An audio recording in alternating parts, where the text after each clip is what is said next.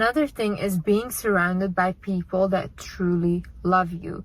For me, this is my mom. For me, these are family members of mine. And for me, for the longest time, I realized that I hold on to past mistakes or I make them bigger than they are. But sometimes when you have people in your life that truly, truly just love you, and that, of course, they will make mistakes and stuff, you know, you cannot punish them for the rest of your life for like small mistakes, or maybe if they weren't even small to you. People do grow, people do change. And I think with my family, I had like a very difficult thing understanding that, because I was like, you guys didn't treat me well. But then I'm like, yeah, but these people are also growing now. So they're now also relearning indoctrinated beliefs. They're now trying to change. And even when I'm back here now, I'm really seeing effort like from everyone, from my siblings, from my mom, from like, to really understand me. And it's something that I really appreciate, because it's not something that I've ever had. And this is why I'm also like trying to understand them now and trying to give them some slack and empathy. For me, family and friends and like these people are very important. And I think in life, if you don't have a supportive family at all, or they're very, very toxic, I don't like, obviously you cannot deal with them, but I would say create your own family. Find people around you that love you. Find people around you that want to see you do good. Find people around you that you can grow with. Build that system for yourself. Because if you have, you know, I call it the roots. If you have good roots underneath you, you can grow. Because you have that stable back root, you know. So other people, when they think like, oh, she's completely alone, whatever, she doesn't have anyone in her life, they will take advantage of you, because they see you as an easy target. You will be very easy target for narcissists, sociopaths, because you're very easy to control and manipulate. So make sure you build that system for yourself and surround yourself by people that want to see you do well. Surround yourself by people that applaud you, that want to see you win, that want to see you grow, because them pouring into you will grow you, and same way you will grow them by pouring into them. And it's like an equal give and exchange. So living in the present moment is something so important, because when you have anxiety, when you have all these fears, it's because you're thinking into the future. You're thinking, oh, this might happen. Oh, what if this is going to happen? Oh my God, this is... And it's like, no, the only thing you have is right now. Only thing you have right now is what is happening right now. So once you focus on right now, you can expand right now. You can make it something that you want. And that is also what I'm telling you, like, start to think about what you want instead of what you don't want. I was watching this video of Joe Dispenza, and he basically said, like, a lot of people are living in the past. A lot of people are living in the past mistakes, past problems, and that's what they're constantly recreating for themselves with their brain. But he's like, once you start to actually feel already like the thing you're trying to manifest. So for example, let's say you want to manifest love, but you start to become a very loving person, you love others, and you start to give that love, you already are feeling love. So what happens is you become magnetic. Your aura expands, your energy expands. Now everyone wants to be around you. So now everyone wants to be around you, and it's easy for you to find love now. Because you are love, and you accepted that you are it, and you felt it before it even happened. So that's what your body and your environment will create for you. Same way with wanting money and all these things. Like, once you start to feel abundant for what you already have, those are the rich people. You can have someone that has no money, but they're so happy, like just like having their life, and they're so happy. These are abundant people. I know rich people, they are not happy with their life. It's never good enough. They're poor. In my eyes, they're poor. You know how unhappy they are? It's never ever good enough for them. It's always like an up game. Until when? It's a game they will never win. Once you start pouring into like, oh my God, look at this car that I have. Whoa, beautiful car. I love you, car. You say to your apartment, oh my God, I love you, apartment. You're so beautiful. Or you say like, let's say to your job even, oh, thank you. I'm so thankful to wake up today. I get to go to work today. Oh, I get to study today. I'm so thankful to study today. Because these are all privileges.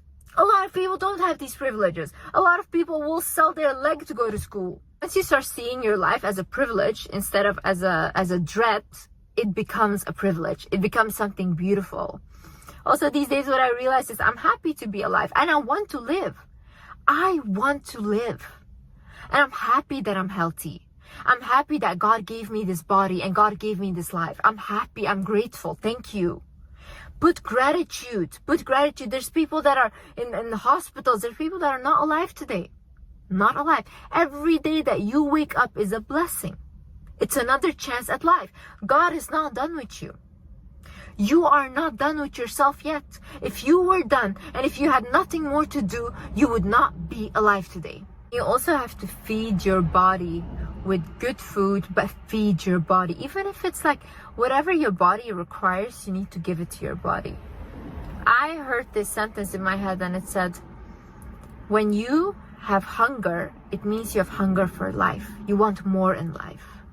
And a lot of people, when they're like this hungry, what they do is they start binge eating, right? But that's not right. What your body actually wants is telling you to create. It wants you to create something. It wants you to create something more beautiful or bigger for yourself.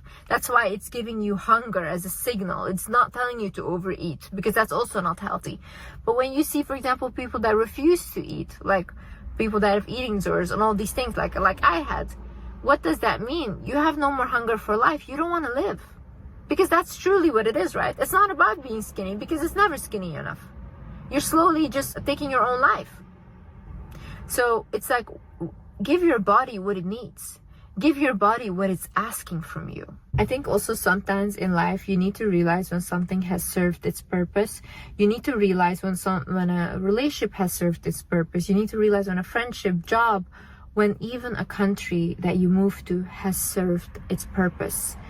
When we start to hold something together that is not meant to be there anymore, and you feel like it's not meant to be there anymore, it will slip away anyways. And this is how we crush that thing. You know, by holding it tighter, you will crush it eventually. You need to learn, like, not everything in life is forever. We are not forever. Nothing in life is forever, actually. We are not forever. Nothing is forever, okay? When you are okay with that, you know what? Nothing is forever, and I'm grateful for what this person has taught me in my life. I'm grateful for what they gave me. I'm grateful for the love that I've experienced and the lessons that I learned. Even if it was bad, I still learned lessons. But it's okay, you can go now. You can go. Our mission in each other's life is done. We have completed each other's soul mission, and now we are both meant to move on. It's good to say that to yourself. It's good to accept that that is just the case. But we as humans, we tend to force things. We tend to force jobs. We tend to force friendship. We tend to settle for everything because we think like that's what life's supposed to be. But I don't believe that. I don't believe that when you have this life, you're meant to settle. I think you can have more. I think you can have anything you want, but there's like certain limitations that we put on ourselves. And we say like, oh no, more than that you cannot have. But who told us that? Who told us that? You know, I hear a lot of people say like, oh, if you have a partner that gives you love, he will not give you money. Or if he gives you money, he will not give you love. You cannot have both. It's like, why not? People have both. People have even better. Why can I not have both? I don't have to believe that. I can believe that I can have both. I can believe I can have more. And that's what I will create. In the moment you become okay with not being okay, that is the moment you actually grow. Because we always demonize negative emotions. We don't want to feel them, we want to run away from them. But the more we run away, the bigger they get, and eventually we will have to feel it anyways. So what actually you need to do is face the emotions firsthand. Feel them. That's what I had to do. These past months, I felt like the ground was slipping away from underneath my feet. And I was like, stability, I was losing everything, okay? But I had to feel that emotion in order to overcome it, because now I feel more stable than I've ever been. Mentally, everything.